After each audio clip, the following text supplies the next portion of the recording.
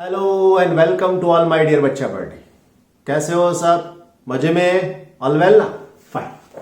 So let's begin our lecture. We are not discussing more. आप सही से पढ़ते होंगे, अच्छे से काम करते होंगे और आपके स्टडी की बहुत अच्छे से केयर कर रहे होंगे। अगर नहीं कर रहे हो तो करना स्टार्ट कर दो, क्योंकि अभी एग्जाम तो होने ही वाली है। कैसा भी हो, कुछ भी हो, exam must be there, right? So please take care. आपकी तो आप ख्याल रखती हो, लेकिन आपके स्टडी का भी आपको अच्छे से ख्याल रखना है। सो माय डियर बच्चा बेटे, 10.3 नंबर, वहां से हमको आगे सॉल्व करना। The refractive index of the glass is 1.5। आप समझते हो refractive index of glass mu g is equal to 1.5। Then after, what is the speed of light in glass? Speed of light, speed of light in glass, that is our question, right? दूसरा दिया है आपको, speed of light in vacuum, speed of light in vacuum, that is equal to 3 into 10 to the power plus 8, minus नहीं, metre पर second, right? सो सबसे पहले आपको मालूम है ना क्या फॉर्मूला है? So number A, refractive index mu is equal to c upon v. That's a very simple formula बच्चों. So therefore v is equal to c upon mu, that is 3 into 10 raised to 8 divided by 1.5. So my dear friends, you know this v is equal to 1.5 10 to the power 8 meter per second. This is our answer. Okay, ये हमारा answer हो गया है ना? Number B की बात करें तो क्या होगा? सिर्फ we are asking a question to you, is the speed of light in a glass independent of the colour of the light? No. Answer आएगा no. Speed of light is depend on the color of the light, right? Light के colour के ऊपर dependent है। Clear? और आगे समझा जाए तो क्या है क्वेश्चन में देखते हैं, राइट? और आगे समझाते, if not, yes not, which of the two colors red and violet travel slower in the prism? अभी यहां से थोड़ा समझ लें, है ना? So यहां से समझे, so here you can say that V is equal to C upon mu. From this, if mu is more, then speed is less. ये सिंपल फंडा है, जिसका म्यू ज्यादा होगा उसकी स्पीड कम होगी। In this case,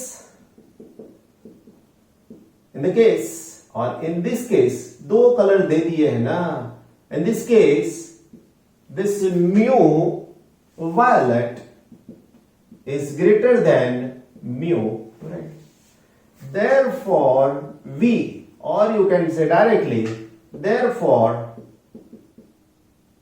speed of the violet color in the prism is less compared to the speed of red color. That's it. This is your answer. और ऐसे क्वेश्चंस हमेशा एमसीक्यू लेवल पे आपको मिलेंगे। 2-3 मार्क्स के लिए तो ठीक है, चलो 3 मार्क्स में तो कभी नहीं आएंगे, लेकिन 2 मार्क्स में शायद, बट कंडीशन एमसीक्यू की मिलती है इसमें से, है ना? डियर बच्चा पार्टी, 10.4 नंबर क्या है? In Young's double slit experiment, YDSE कई बार बोला जाता है, ये Y Young's, D double slit, S slit and E means experiment. In YDSE The slit are separated by 0.28 millimeter. So this D is equal to 0.28 10 raised to minus 3 meter. Right? And the screen is placed at 1.4 meter away. So this D is equal to 1.4 meter. The distance between the central bright fringe and the fourth bright fringe is measured to be 1.2 centimeter. So this X is equal to 1.2 centimeter, that 10 raised to minus 2 meter. Determine the wavelength of the light used in the experiment. मतलब lambda क्या है आपको use करना है, right? Okay. The distance from the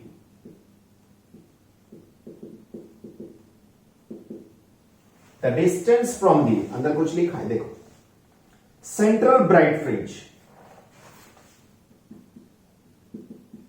central bright fringe is given by, you can say that x n is equal to n lambda d upon d. That's it. Clear एकदम से formula. So therefore you need this lambda, so it is xn into d n and d, right? So therefore this lambda is equal to this xn, that is equal to 1.2 10 to the power minus 2. The small d, it is 0.28 into 10 raised to minus 3 divided by small n. N is the numbers of the slit. So here n is equal to, आपको बोल दिया है completely, fourth bright fringe. So here n is equal to 4. What is the distance from the screen to the source? That is 1.4. Now आपको better calculation पता है. Simple calculation है, multiplication division आपको खुद करना है कि नहीं? बहुत अच्छा वाला 2 मार्क्स में पूछ सके ऐसा ये क्वेश्चन है, राइट? नाउ बच्चा बाटे 10.5 in Young's double slit experiment using monochromatic light. Monochromatic का तो मतलब पता है, सिंगल वेवलेंथ जिसके पास होती है उसको मोनोक्रोमेटिक लाइट बोलते हैं. Light of the wavelength lambda, उसकी वेवलेंथ लैम्बडा है. The intensity of the light at point on the screen where the path difference lambda is k unit. So पहली कंडीशन में, first condition path difference you can say that is equal to lambda, and intensity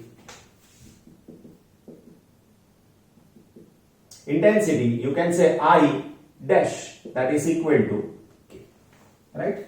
Okay, उसको I1 भी बोल सकते हो, कोई problem नहीं है हमको. Okay, I1 बोलते हैं. Then after it is equal to k unit. What is the intensity of light at a point where the path difference is lambda by 2? देखते हैं. In second condition, path difference that is equal to lambda by 2. तो आपका question है intensity I2 होगी क्या, है ना? बस तो फिर लगे रहे. सो intensity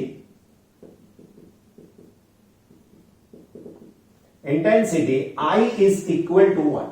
Intensity I is equal to I naught cos square k, that is R2 minus R1 divided by 2.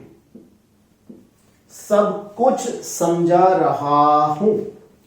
जो फॉर्मूला आपने बोर्ड पे देखी शायद आपके सिलेबस का पार्ट नहीं भी हो, लेकिन ऐसा तो होना ही है ना? सो लिखते here k is equal to wave vector and that is equal to 2 pi upon lambda.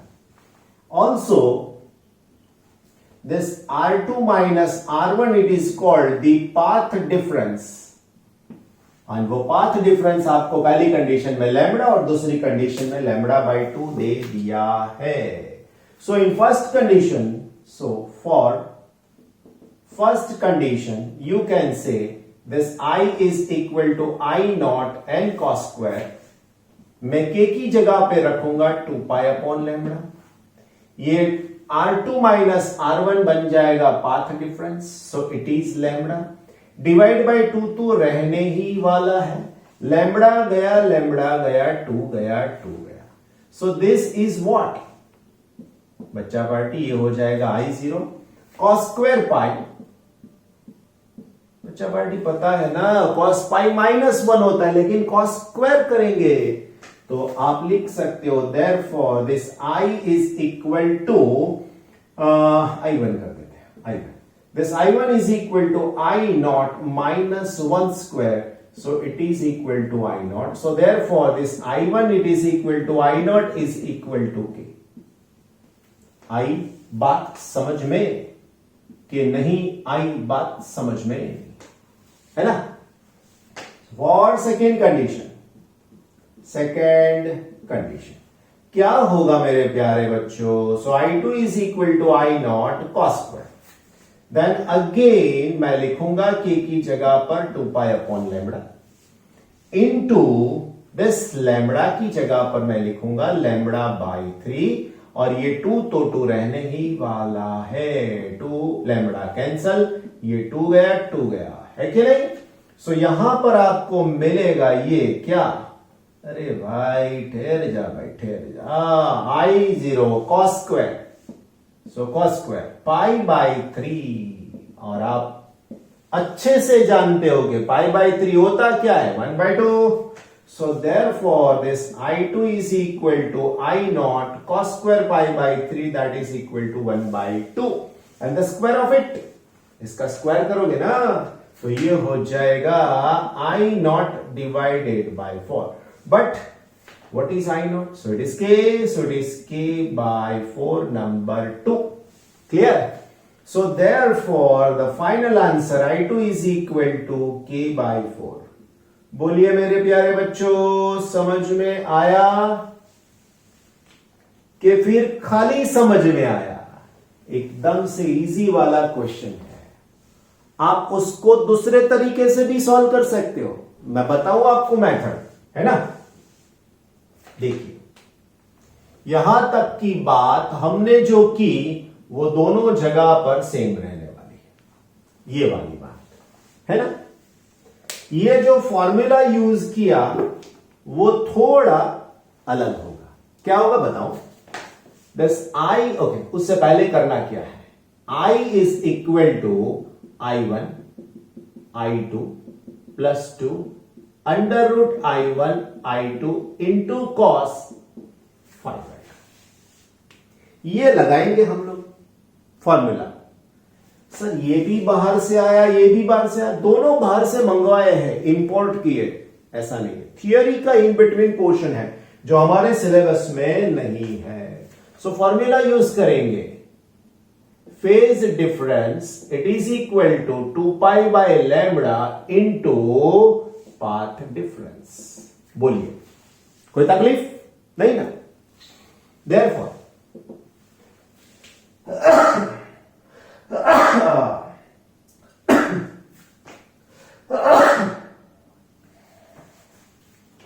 okay, so I need phase difference, it is equal to 2 pi upon lambda।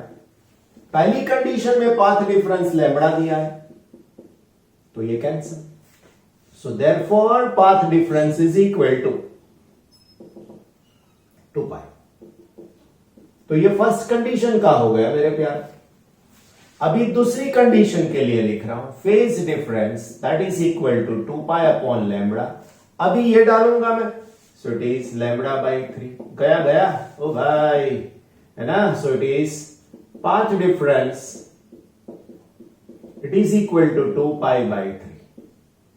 मैंने पाथ लिखा वो गलत किया, लिखना क्या था फेज, यहां पर भी गलत किया, यहां पर भी लिखना था फेज। ओके बस अभी नंबर 1 नंबर 2 और ये 3 एक मैं कैलकुलेट करके देता हूं, दूसरा आपके ऊपर छोड़ता हूं, क्या आंसर आता है देख लेना। For first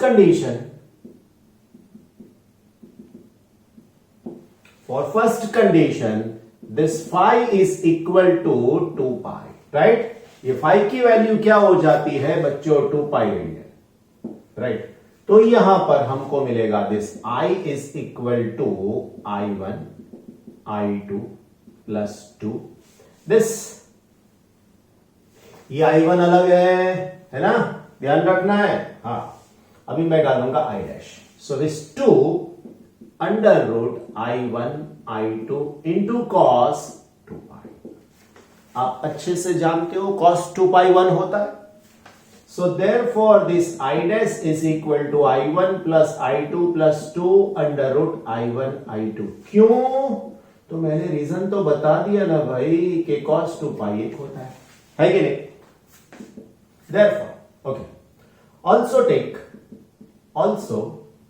take I1 it is equal to I2 is equal to I0। ये I अलग है, फिर से बोल रहा हूं, है ना। So therefore this I dash is equal to, पता ना चले तो नाम दे दो यार, I डैश, पता ना चले तो नाम दे दो डबल डैश, है ना। सो यहां पर I डैश अभी ये निकाल देते, क्योंकि आपका फ्यूजन ना हो जाए, कंफ्यूजन ना हो जाए। सो यहां पर डालूंगा I naught 2 under root I naught and I naught। So this is equal to 2 I naught plus 2 I naught, that is equal to 4 I naught। So therefore this I double dash is equal to 4 I naught। आई बात समझ में? This is called number 4। Now for the second condition, क्या डालेंगे second condition पे? For the first condition लाते हैं ना, for the second condition, right? क्या होता है बच्चों सेकेंड कंडीशन में? So this is I double dash is equal to I1 I2 2 under root I1 I2 into cos 5I2। okay, so therefore this I double dash is equal to I1 I2 then 2 under root I1 I2 into cos 5/2। so here it is 2 pi by 3। मैंने बोला था मैं आपके लिए कुछ छोड़ूंगा, नहीं छोड़ रहा, है ना। दो बातें हम लोग साथ में कर रहे हैं। I double dash is equal to I naught 2 under root I naught and cos 2 pi by 3, that is -1। क्यों? तो आपको पाई बाय 3 60 मिलेगा, 2 पाई बाय 3 मतलब 120, और 120 का क्वाड्रेंट बोलिए सेकेंड क्वाड्रेंट में cos बोलिए minus, that's why, right. So this 2 cancel with this, so therefore this I double dash it is equal to I naught and I naught and I naught, this is 2 I naught and this is in root, so it is I naught and here there is a minus sign, so therefore it is I naught and therefore okay, it is equal to I double dash is equal to I naught by taking the ratio। इसका इसके साथ में ratio ले लो ना भाई। so I double dash upon I dash, this is equal to I naught upon 4 I naught, ये cancel गया।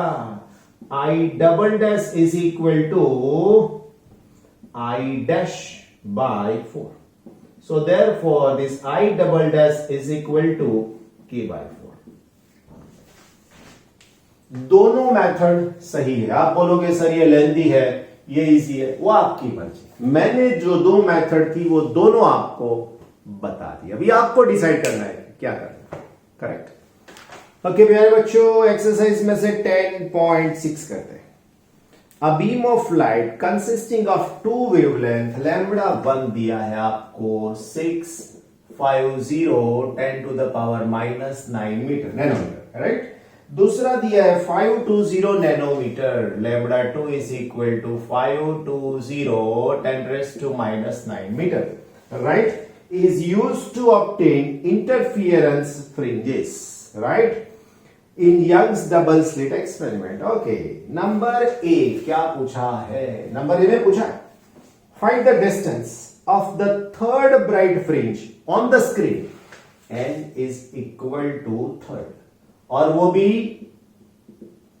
Bright, right, third bright fringe screen with the central maximum of the wavelength 650 nanometer. So यहां पे लिखते हैं distance from the central maximum, और you can say central bright fringe लिखना पड़ेगा, maximum तो डिफ्रैक्शन है, central bright fringe is, what can I say? So this is xn is equal to n lambda d upon d. Symbol से अगर आप aware हो तो कोई प्रॉब्लम नहीं है. This is called x3, right?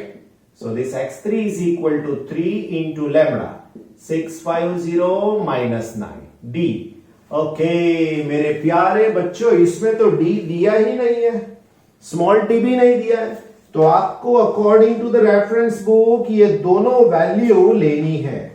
कितनी कितनी दी है? सो यहां पर d that is equal to 1.2 metre. Small d कितना लेंगे? स्मॉल d लेंगे, d is equal to 2 into 10 to the power -3 metre. बस इतना वैल्यू आपको लेना है ना. सो अभी आएगा d. So it is 1.2. Then here it is 2 into 10 raise to -3. Calculation तो आपको आता ही है. So this is the answer of A. Now B में क्या पूछा है? What is the least distance from the central maximum. ऐसा नहीं लिखना चाहिए, सेंट्रल ब्राइट फ्रिंज लिखना चाहिए, लेकिन चलता है भाई, उन्होंने लिखा है where the bright fringe due to both the wavelengths को इनसाइड, राइट. सो लिखते हैं for the wavelength lambda 1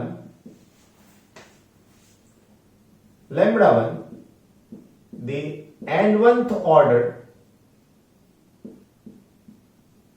bright fringe coincide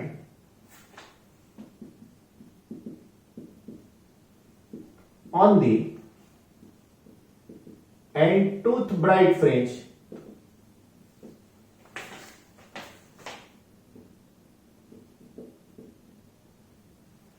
of wavelength lambda, right? So in this condition what happened? So I just write x lambda 1 it is equal to x lambda 2. बोलो आई बात समझ में? उसके बाद यहां पर x है प्यारे बच्चों, सो यही फॉर्मूला लिखेंगे. कहां गया ये वाला? So it is n1 lambda 1 d by d it is equal to n2 lambda 2 d by d, right. ये दोनों कैंसल. So with this you can say that it is n1 lambda 1 it is n2 lambda 2, right. यहां से हमारा formula एक बनेगा, वो क्या होगा? सो बनने वाला फॉर्मूला ये होगा बच्चों, n1 by n2 it is equal to lambda 2 by lambda 1. ये बन गया हमारा फॉर्मूला नंबर 1. ओके, बस यहां से गाड़ी हमारी पलटेगी और आंसर देके जाएगी. So therefore you can say n1 by n2 is equal to lambda 2. lambda 2 is 520 minus 9 650 minus 9. बच्चों ये तो गया, जीरो भी गया. 52 डिवाइडेड बाई 65. 13 का टेबल आता है ना, 13 के टेबल में 13 4 जा 52, 13 5 जा 65. So it is 4/5. मतलब क्या हुआ? मतलब ये हुआ n1 it is equal to 4 and n2 it is equal to 5. मतलब ये होगा. आई बात समझ लो. अभी इसके साथ में मैं आगे जाऊं तो क्या होगा पता है? Means here fourth bright